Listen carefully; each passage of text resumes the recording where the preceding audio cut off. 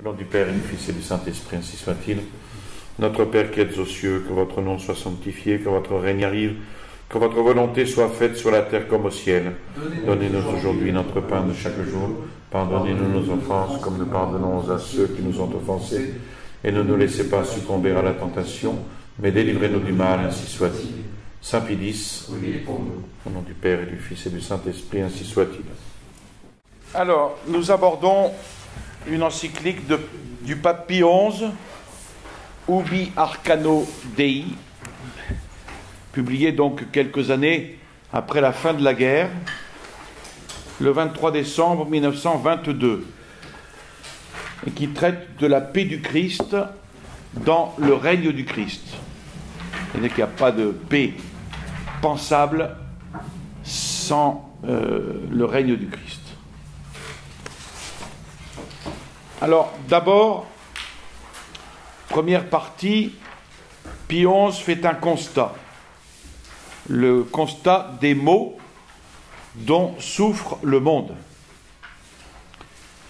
Il fait un constat, ni les individus, ni la société, ni les peuples n'ont encore, après la catastrophe de la guerre 14-18, n'ont retrouvé une véritable paix. Il y a bien eu l'armistice, mais ce n'est pas pour autant que la paix a été retrouvée. La tranquillité active et féconde que le monde appelle n'est pas encore rétablie. Donc c'est 4 ans après la fin de la guerre. Pie XI veut donc d'abord mesurer avec soin l'étendue et la gravité de cette crise, ensuite en rechercher les causes et les origines, et puis appliquer le remède approprié. Alors, l'état de choses n'a pas changé durant le pontificat du pape Benoît XV. Alors, Pie XI pense qu'il est logique de faire sienne ses initiatives, ses vues sur ces questions. Dans quel but?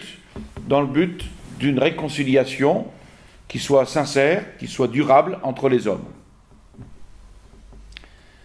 Les prophètes ont des mots qui s'appliquent et qui conviennent merveilleusement à notre époque, dit-il. Nous attendions la paix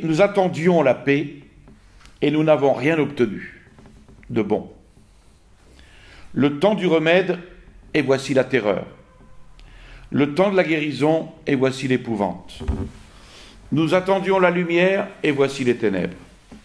Le jugement, et il n'y en a pas. Le salut, et il s'est éloigné de nous. Alors, quelle est la situation?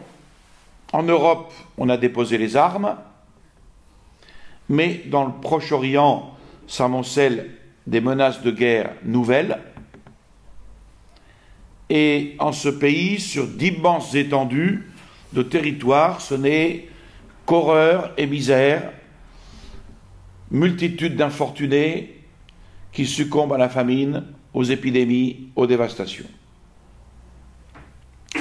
Dans tous les pays qui ont participé à la dernière guerre, les vieilles haines ne sont point tombées encore, elles continuent de s'affirmer, ou de manière sournoise dans les intrigues de la politique, comme dans les fluctuations du change, ou sur le terrain découvert de la presse quotidienne et périodique.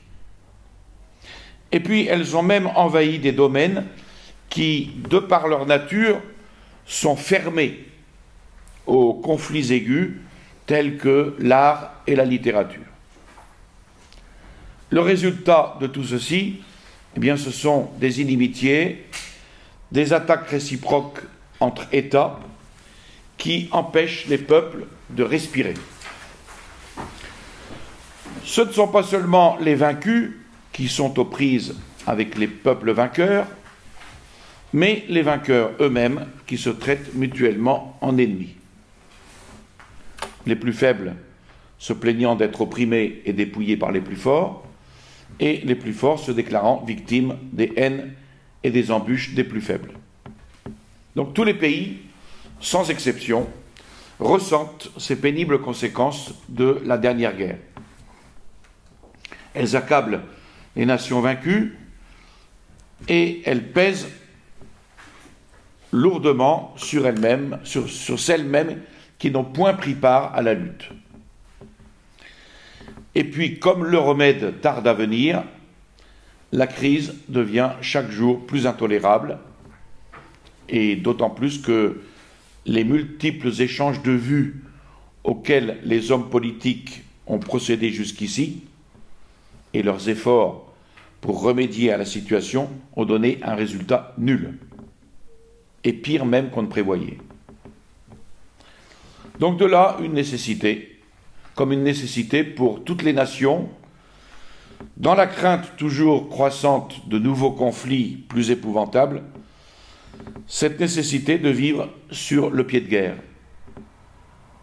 Ce qui, outre l'épuisement du trésor public, amène l'affaiblissement physique de la race, la perturbation dans la culture intellectuelle comme dans la vie religieuse et morale. Et puis, aux inimitiés extérieures s'ajoutent les discordes intestines.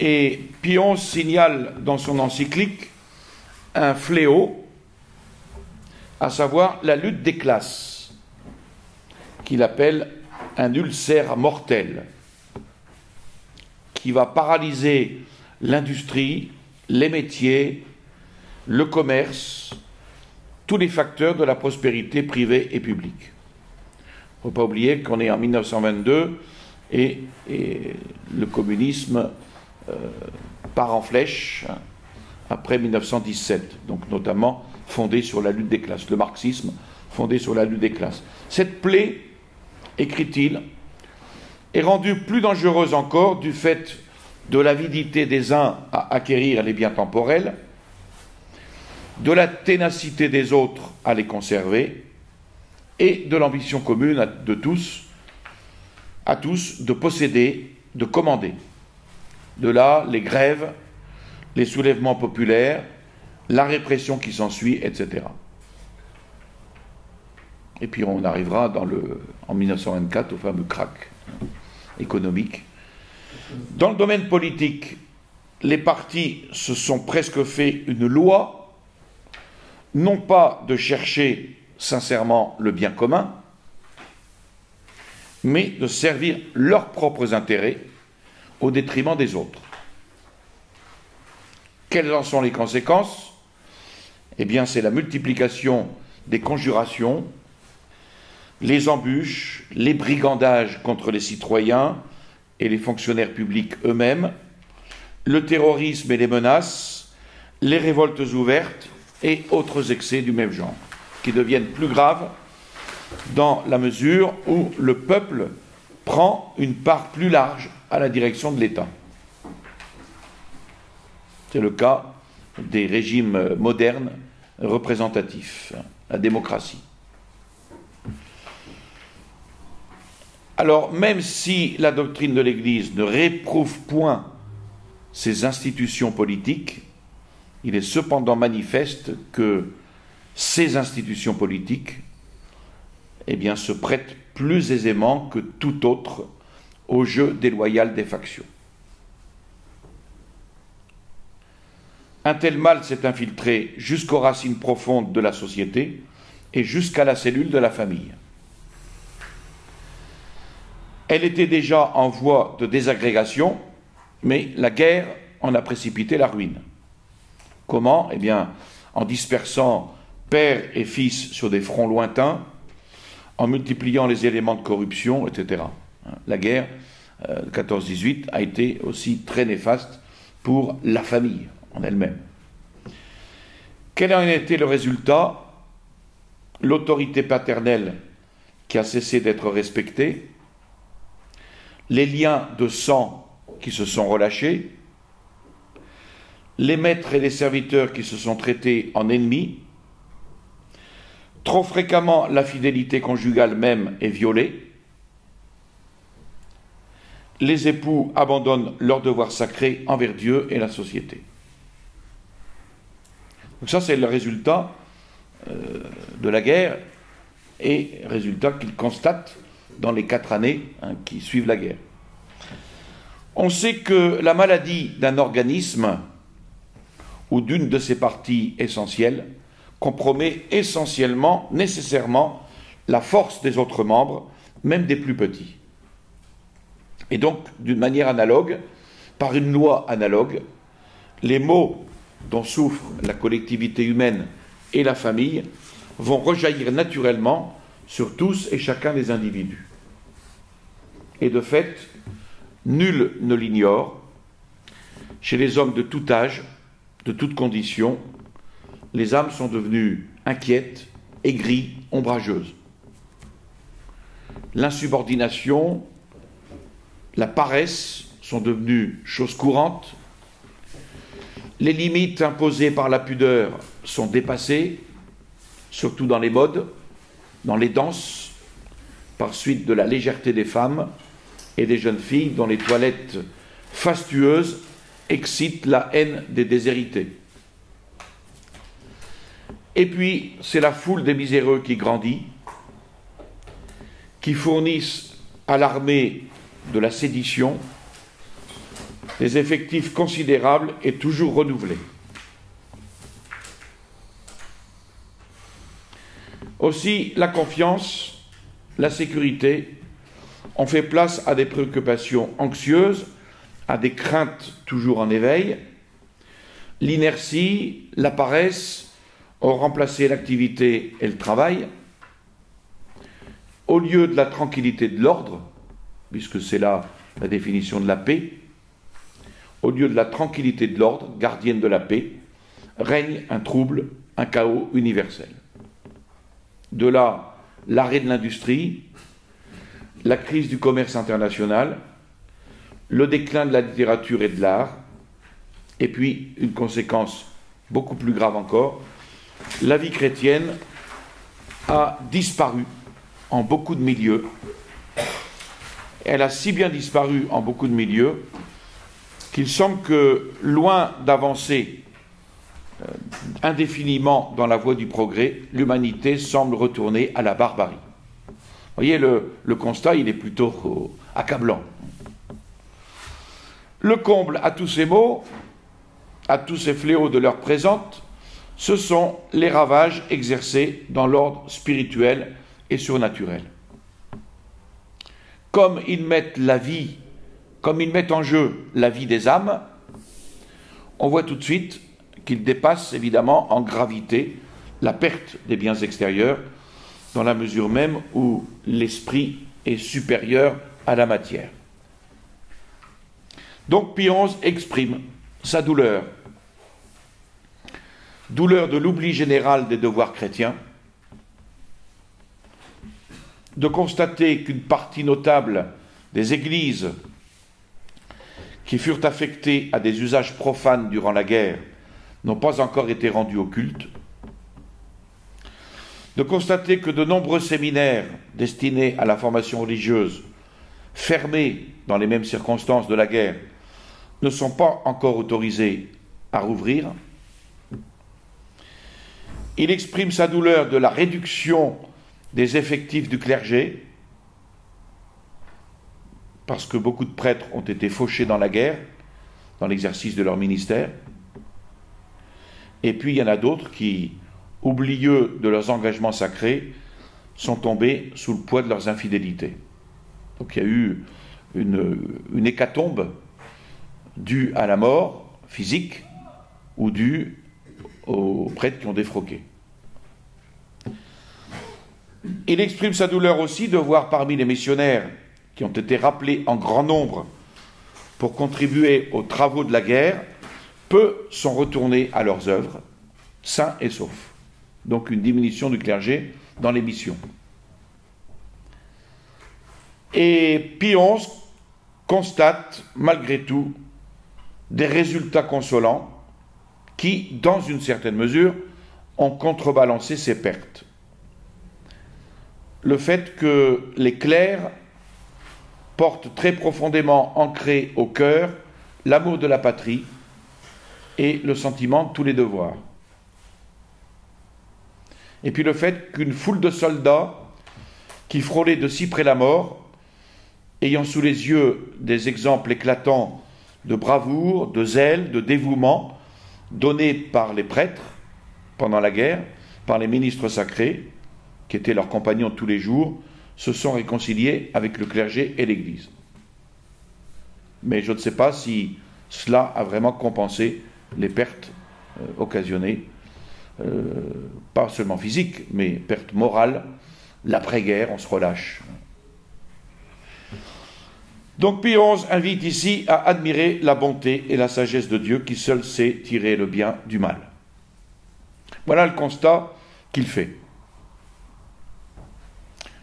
En deuxième point, il étudie les causes. Quelles sont les causes de ces maux dont le monde souffre, tous ces maux qu'il vient d'exprimer, d'exposer.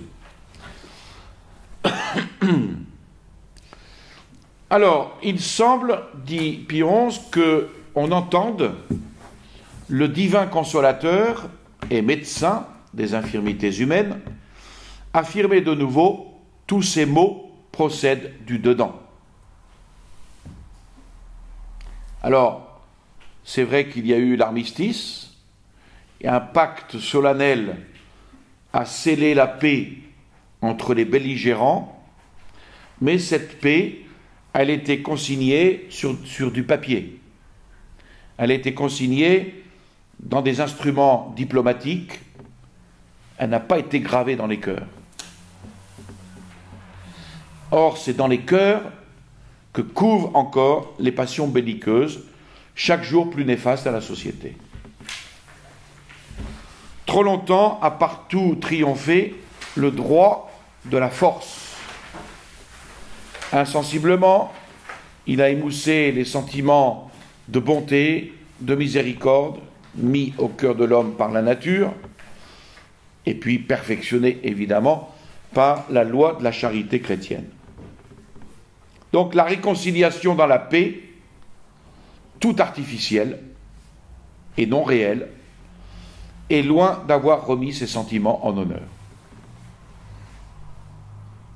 Chez la plupart, la haine entretenue durant de longues années a en plus créé comme une seconde nature. Quand la haine se prolonge des années durant, il est évident que ça devient presque une seconde nature. Et puis c'est le règne de la loi aveugle que saint Paul gémissait de voir contrarier dans ses propres membres la loi de l'esprit. Aussi trop souvent, l'homme voit-il dans son semblable, non pas un frère, comme l'ordonne notre Seigneur, mais un étranger et un ennemi. Et seul semble compter la force et le nombre. Chacun s'efforce d'écraser son prochain. Pourquoi faire ? Pour jouir plus des biens de la vie, le plus possible des biens de la vie. Partout, on trouve le dédain des biens éternels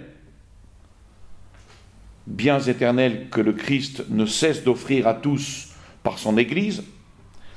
Et partout, on trouve une soif insatiable, par contre, de posséder les biens éphémères et caducs d'ici-bas. Donc ça, c'est une des causes de tous les maux dont souffre cette société, cette recherche effrénée des biens matériels, des biens éphémères, et un certain dédain des biens éternels. Or, ces biens matériels, recherchés avec excès, il faut peser tous les mots ici, avec excès, recherchés avec excès, ont pour effet d'engendrer des maux de tout genre, et tout d'abord la corruption des mœurs et la discorde. Pourquoi ? Parce que ces biens matériels ne peuvent pas rassasier le cœur de l'homme, puisque ce sont des biens qui sont vils et grossiers de par leur nature. Donc ils ne peuvent rassasier le cœur de l'homme, ce cœur de l'homme qui, créé par Dieu, est destiné à jouir de la gloire de Dieu. Et donc il est voué, en cherchant avec excès les biens matériels, il est voué à une instabilité et à une inquiétude perpétuelle, aussi longtemps qu'il ne se repose pas dans le sein de Dieu. De plus, ces biens étant fort limités, la part qu'en reçoit chacun diminue à mesure que grandit le nombre de ceux qui se les partagent. Tandis que les biens spirituels, même répartis entre un grand nombre, les enrichissent tous sans être amoindris. Donc, impuissant à satisfaire tout le monde également, ne pouvant rassasier personne complètement, les biens terrestres deviennent de ce chef des sources de discorde, des sources d'animosité. Et ces biens terrestres sont, comme dit Salomon, vanité des vanités et affliction de l'esprit. Et il en est de la société comme des individus. D'où viennent les guerres et les conflits parmi nous? Demandait saint Jacques. N'est-ce pas de vos convoitises? Donc on ne saurait imaginer, dit Pie XI, on ne saurait imaginer peste plus mortelle que la concupiscence de la chair, c'est-à-dire la recherche effrénée du plaisir pour bouleverser non seulement la famille, mais les États eux-mêmes. Monsieur l'abbé, oui. La famille, je comprends, mais pourquoi les États eux-mêmes? Parce que la famille est la cellule de base de la société. La concupiscence des yeux, c'est-à-dire la soif des richesses, qui donne naissance à cette lutte acharnée des classes, attachées chacune, outre mesure, à ses avantages, ses intérêts particuliers. Et quant à l'orgueil de la vie, donc on retrouve là les trois concupiscences, c'est-à-dire la passion de dominer tous les autres, il a en propre d'inciter les partis politiques à des guerres civiles si âpres qu'ils ne reculent ni devant les attentats de lèse-majesté, ni devant le crime de haute trahison, ni jusqu'au meurtre même de la patrie. Alors c'est à ces convoitises déréglées, se dissimulant pour donner le change sous le voile de biens publics et du patriotisme, c'est à ces convoitises déréglées qu'il faut attribuer sans contredit les haines et les conflits qui s'élèvent périodiquement entre les peuples. Donc ici, c'est une des causes. Cet amour même de sa patrie et de sa race, qui est une source puissante de multiples vertus et d'actes d'héroïsme, lorsqu'il est réglé par la loi chrétienne, en devient un germe d'injustice, un germe d'iniquité nombreuse, si transgressant les règles de la justice et du droit, il dégénère en nationalisme immodéré. Ici, il ne condamne pas le nationalisme, ce n'est pas un péché, mais il condamne le nationalisme déréglé, qui oublie justement l'amour de la patrie et de la race réglé par la loi chrétienne. Ceux qui tombent dans cet excès oublient deux choses. Non seulement que tous les peuples, en tant que membres de l'universelle famille humaine, sont liés entre eux par des rapports de fraternité, et que les autres pays ont droit à la vie et à la prospérité, mais encore qu'il n'est permis ni utile de séparer l'intérêt de l'honnêteté. La justice fait la grandeur des nations, le péché fait le malheur des peuples. Donc si une famille, une cité ou un État a acquis des avantages au détriment des autres, cela pourra paraître aux hommes une action d'éclat, une action de haute politique, mais saint Augustin avertit sagement que de pareils succès ne sont pas définitifs et n'excluent pas les menaces de ruine. C'est un bonheur qui a l'éclat et aussi la fragilité du verre, pour lequel on redoute que soudain il ne se brise à jamais. Donc si la paix est absente, si, comme le remède à tant de maux, elle se fait attendre aujourd'hui, il faut en rechercher les raisons. Et bien avant que la guerre mit l'Europe en feu, la cause principale de si grands malheurs agissait déjà avec une force croissante par la faute des particuliers comme des nations, cause que l'horreur même de la guerre n'aurait pas manqué d'écarter et de supprimer si tous avaient saisi la portée de ces formidables événements. Et là, on ne peut pas ignorer la prédiction de l'Écriture: ceux qui abandonnent le Seigneur seront réduits à néant. On connaît également le grave avertissement de notre Seigneur: sans moi, vous ne pouvez rien faire. Celui qui ne recueille point avec moi dissipe. Donc, de tout temps, ces oracles-là se sont vérifiés. Ce n'est pas seulement pour la guerre 14-18.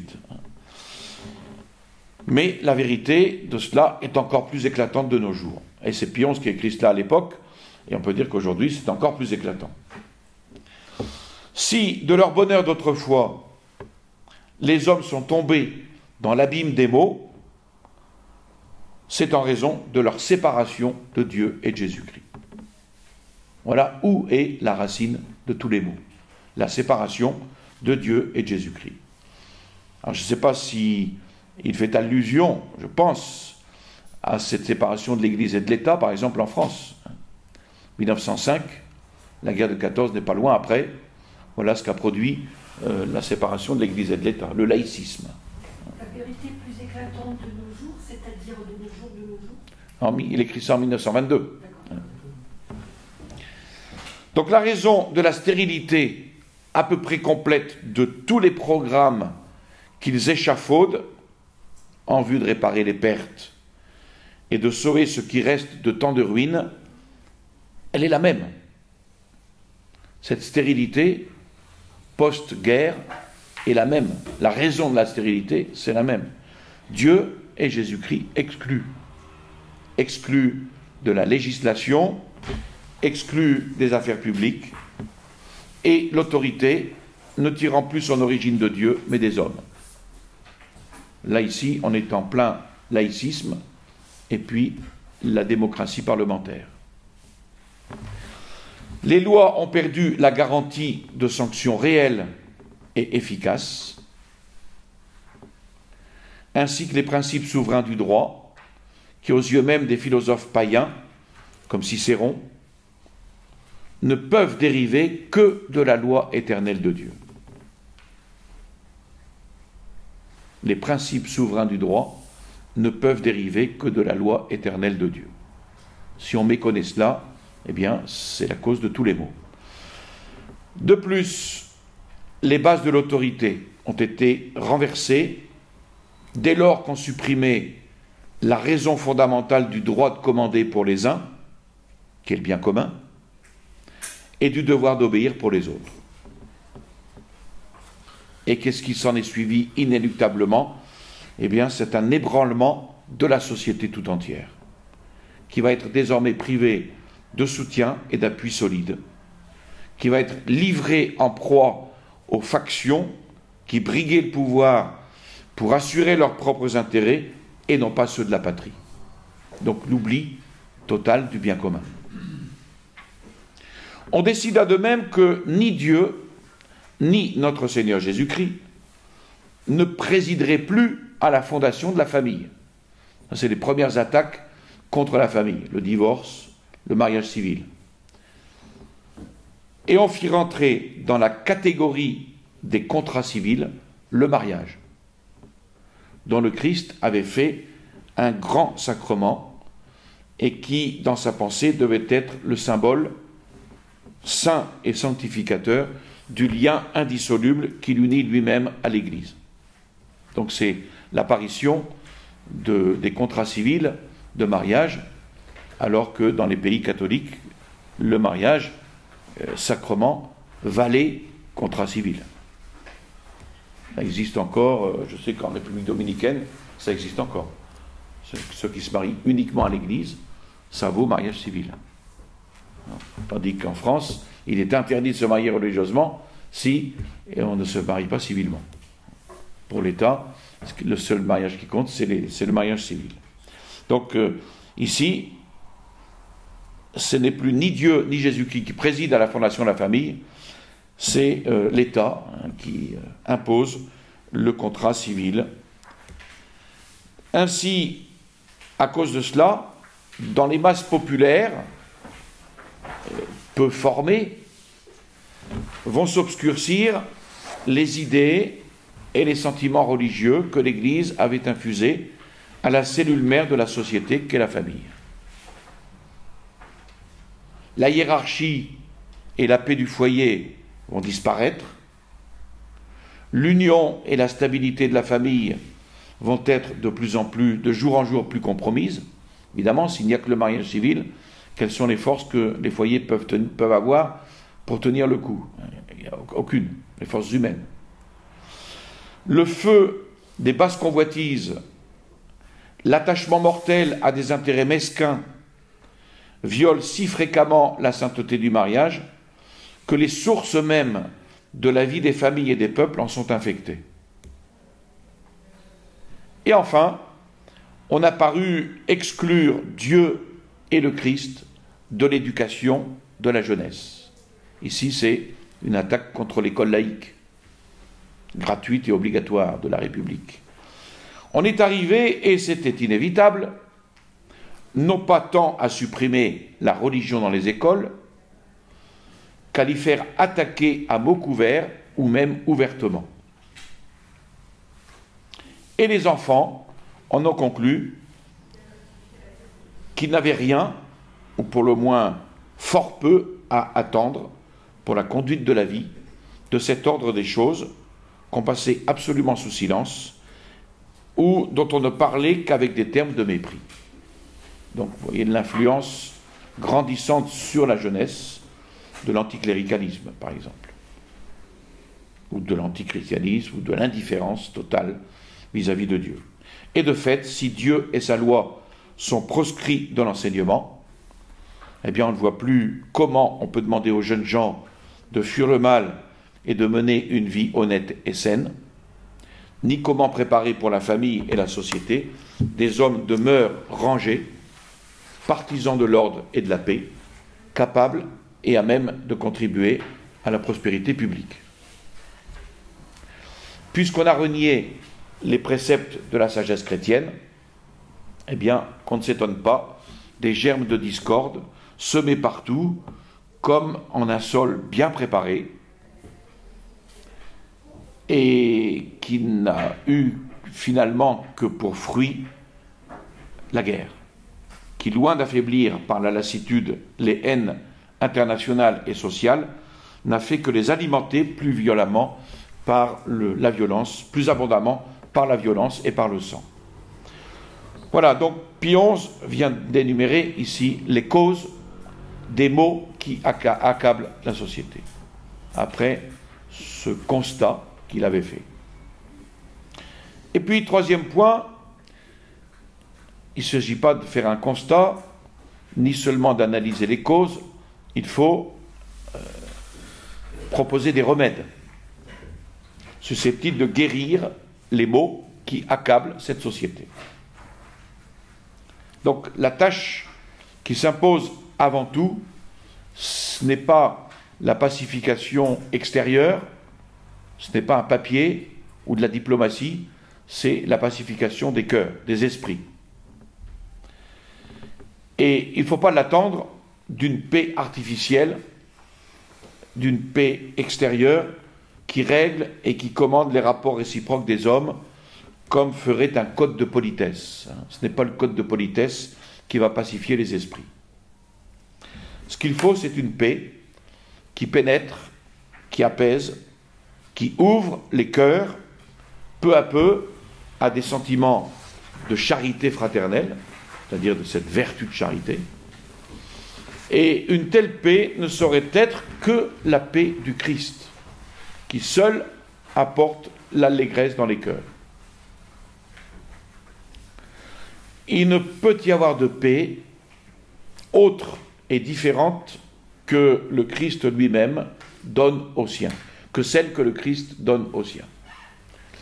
Lui qui, comme Dieu, voit dans les cœurs et règne dans l'intime des âmes. Et c'est d'ailleurs à bon droit que notre Seigneur Jésus-Christ appelait cette paix sa paix à lui. Je vous donne ma paix. Car il fut le premier à dire aux hommes, vous êtes tous des frères. Et c'est lui qui a promulgué cette loi de l'amour et du support mutuel entre les hommes. Alors ici, il faut bien entendre ce que ça veut dire. Cet amour, c'est la charité, la vertu de charité. Et c'est lui qui va la sceller, pour ainsi dire, de son sang. Mon précepte à moi, c'est que vous vous aimiez les uns les autres, comme moi-même je vous ai aimé. Portez les fardeaux des uns des autres, et vous accomplirez ainsi la loi du Christ. Il découle de là clairement que la paix authentique du Christ ne saurait s'écarter, évidemment, de la règle de la justice. Parce que c'est Dieu qui juge la justice et que la paix est œuvre de justice. Et la justice, vous le savez, elle consiste à rendre au prochain ce qu'on lui doit. Mais encore, cette justice ne doit-elle pas adopter une brutale inflexibilité de fer? C'est la justice humaine, ça. Il faut qu'elle soit dans une égale mesure tempérée par la charité. Vertu essentiellement destinée à établir la paix entre les hommes. Et c'est dans ce sens que le Christ a procuré la paix aux gens humains. Et bien mieux, suivant la forte parole de saint Paul, il est lui-même notre paix. N'allons pas chercher la paix ailleurs qu'en Jésus-Christ, justement. Donc la cause de tous les maux, c'est l'abandon de Jésus-Christ. Le remède, c'est le retour à Jésus-Christ, évidemment. Il est lui-même notre paix. Puisque, en même temps que dans sa chair, il satisfait sur la croix à la justice divine, il tuait en lui-même les inimitiés, réalisant la paix, et en lui réconciliait les hommes et le monde avec Dieu. Dans la rédemption même, saint Paul considère et relève moins une œuvre de justice, et elle l'est, certes, sans aucun doute, qu'une œuvre divine de réconciliation et de charité. Dans le Christ, dit-il, Dieu réconciliait le monde, Dieu a tant aimé le monde qu'il lui a donné son Fils unique. Et saint Thomas d'Aquin exprime cette pensée quand il dit que la paix véritable et authentique est plus de l'ordre de la charité que de l'ordre de la justice. Cette dernière, la justice, ayant mission d'écarter les obstacles à la paix, tels que les torts, les dommages, tandis que la paix est proprement et tout spécialement un acte de charité, qui n'exclut pas la justice, mais elle est spécialement et proprement un acte de la charité. Alors, à cette paix du Christ, qui est la fille de la charité, à cette paix du Christ, qui, fille de la charité, réside dans les profondeurs de l'âme, est applicable la parole de saint Paul sur le royaume de Dieu, car c'est précisément par la charité que Dieu règne dans les âmes. Alors attention, ici, la charité, c'est par la charité que Dieu règne dans les âmes. Il ne faut pas l'entendre seulement dans la charité envers le prochain. Ici, il s'agit de la grâce, l'état de grâce, qui est la charité, l'amour de Dieu et amour du prochain. En d'autres termes, la paix du Christ, où va-t-elle s'alimenter? Elle ne va pas s'alimenter de biens périssables, mais elle va s'alimenter des réalités spirituelles et éternelles dont le Christ lui-même a révélé au monde, et n'a cessé de le montrer aux hommes, l'excellence et la supériorité. Et c'est en ce sens qu'il disait « Que sert à l'homme de gagner l'univers s'il perd son âme ? Ou que pourra-t-il donner pour racheter son âme ?» De même, il a indiqué la persévérance et la fermeté d'âme dont le chrétien doit être animé. Ne craignez pas ceux qui tuent le corps, mais ne peuvent tuer l'âme.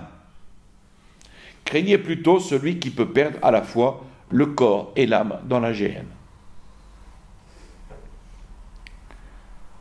Alors, ce n'est pas que celui qui veut goûter la paix du Christ soit tenu de renoncer aux biens de cette vie, non. Le Christ lui-même les lui promet en abondance, quand il dit « Cherchez tout d'abord le royaume de Dieu et sa justice, et tous ses biens vous seront donnés par surcroît », mais seulement la paix de Dieu surpasse tout sentiment. Et c'est pourquoi, précisément, elle commande, cette paix de Dieu, elle commande aux appétits aveugles, et elle ignore, elle fait tout pour ignorer les discussions, les discordes que ne peut manquer d'engendrer la soif des richesses. Que la vertu mette un frein aux convoitises, que l'on accorde aux biens spirituels la considération qu'ils méritent, et l'on obtient tout naturellement ces heureux résultats que la paix chrétienne assure l'intégrité des mœurs et met en honneur la dignité de la personne humaine. Dignité de la personne humaine parce que racheté par le sang du Christ, adopté par le Père Céleste, adopté par la grâce du baptême, consacré par les liens fraternels qui l'unissent au Christ et rendu par les prières et les sacrements, participante de la grâce et de la nature divine, en attendant que, en réponse d'une vie sainte ici-bas, elle jouisse éternellement de la possession glorieuse du ciel. Pie XI a déjà montré qu'une des causes principales du chaos résidait dans le fait de graves atteintes qui ont été portées au culte du droit et au respect de l'autorité. Ce qui s'est produit le jour où on s'est refusé à voir en Dieu, créateur et maître du monde, la source du droit et de l'autorité. Ce mal, donc, trouvera son remède dans la paix chrétienne qui se confond avec la paix divine et par là même qui prescrit le respect de l'ordre, le respect de la loi, le respect de l'autorité. En effet, on lit dans l'Écriture, conserver la discipline dans la paix. La paix comble ceux qui chérissent la loi, Seigneur. Celui qui a le respect de la loi vivra dans la paix. Alors, respect de la loi ici, dans le sens où la loi, qu'est-ce que c'est ? C'est une règle qui était dictée en vue du bien commun. Sinon, ce n'est plus une loi. Notre Seigneur ne s'est pas contenté de dire « rendez à César ce qui est à César ». Il a affirmé qu'il révérait en Pilate lui-même la puissance qui lui avait été donnée d'en haut. Et précédemment, n'avait-il pas fait une loi à ses disciples de respecter ces scribes et pharisiens qui étaient assis sur la chaire de Moïse ? Dans sa famille, le Christ fut d'une admirable déférence pour l'autorité de ses parents, se soumettant, pour l'exemple, à Marie et Joseph. Et puis c'est en son nom que les apôtres ont promulgué cette règle que tout homme soit soumis aux autorités supérieures, car il n'est point de pouvoir qui ne vienne de Dieu. Nous continuerons la prochaine fois. Ça sera la suite et la fin. Je vous salue Marie, pleine de grâce, le Seigneur est avec vous. Vous êtes bénie entre toutes les femmes, et Jésus, le fruit de vos entrailles, est béni. Sainte Marie, Mère de Dieu, priez pour nous pauvres pécheurs, maintenant et à l'heure de notre mort, ainsi soit-il. Au nom du Père et du Fils et du Saint-Esprit, ainsi soit-il.